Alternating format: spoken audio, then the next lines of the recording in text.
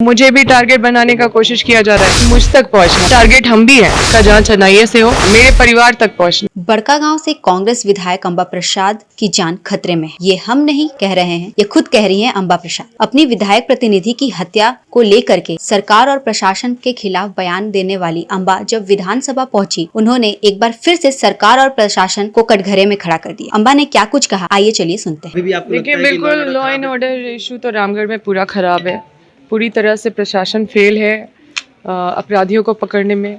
जो छोटे मोटे जो नए नए लड़के हैं जिनको डिप्यूट करते हैं अपराधी, वो लोग को ही पकड़ के अपना थाना पूर्ति करते हैं, या फिर कोई निर्दोष लोगों को पकड़ के थाना पूर्ति किया जाता है। और ये लगातार ये घटनाएं होती रहती है और इसमें कहीं ना कहीं इनका मन बढ़ा हुआ है अपराधियों का, क्योंकि पुलिस का संरक्षण है।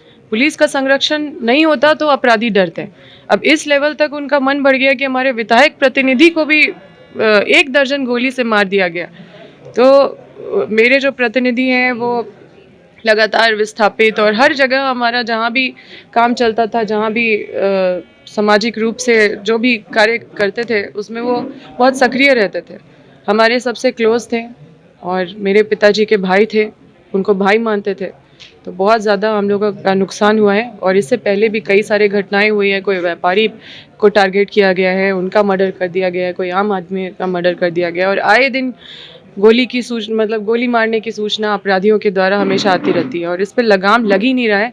तो मैं यही मानती हूँ कि रामगढ़ जिला में पूरी तरह से प्रशासन व्यवस्था, विधि व्यवस्था पूरी तरह से फेल है, जो कि मैं माननीय मुख्यमंत्री जी के संज्ञान में देना चाहती हूँ कि वो इसको पर्सनली देखें, क्योंकि वो राज्य के मुख्यमंत्री हैं और मुझे पूरा विश्वास है क्योंकि हमारी सरकार में तुरंत कार्रवाई होती है।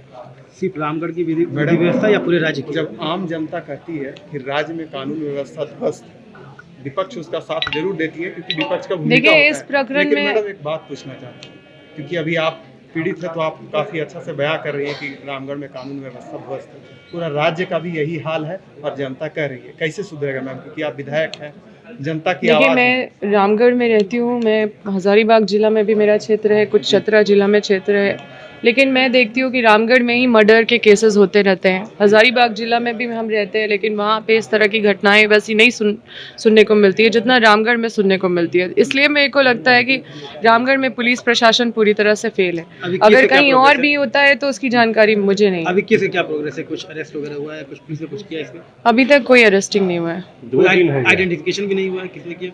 अब ये इंटरनल बात है, ये पुलिस प्रशासन ही बता पाएगा कि किसको आइडेंटिफाई किया है और कब अरेस्ट करेंगे, क्योंकि हम भी इंतज़ार कर रहे हैं और हम चाहते हैं कि इसका जांच एनआईए से हो, क्योंकि ये बहुत ही गंभीर सवाल है प्रशासन के ऊपर, क्योंकि लगातार इस तरह की सेम घटनाएं हो रही है, एकदम एक जैसा घटना हो रहा है। कभी व्यापारी मारे जा रहे हैं, कभी आम आदमी मारे जा रहे हैं, और अब मन इतना बढ़ गया है कि हमारे विधायक प्रतिनिधि का भी हत्या कर दिया गया है। कहीं ना कहीं टारगेट हम भी हैं, कहीं ना कहीं मुझे भी टारगेट बनाने का कोशिश किया जा रहा है, क्योंकि मेरे विधायक प्रतिनिधि का तो कोई दोष नहीं था। वो बस जो हमारा निर्देश रहता था वो निर्देश पे का पालन करते थे, जाते थे, लोगों के बीच में जाते थे, कोई गलत काम होता था उसका विरोध करते थे, यही उनका काम रहता था। आपको टारगेट क्यों?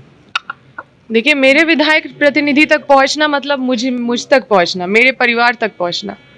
मेरे कार्यकर्ता मेरे परिवार है और उनको अगर कोई बहुत जो मेरा राइट हैंड है उसको टारगेट करना मतलब मुझे टारगेट करना।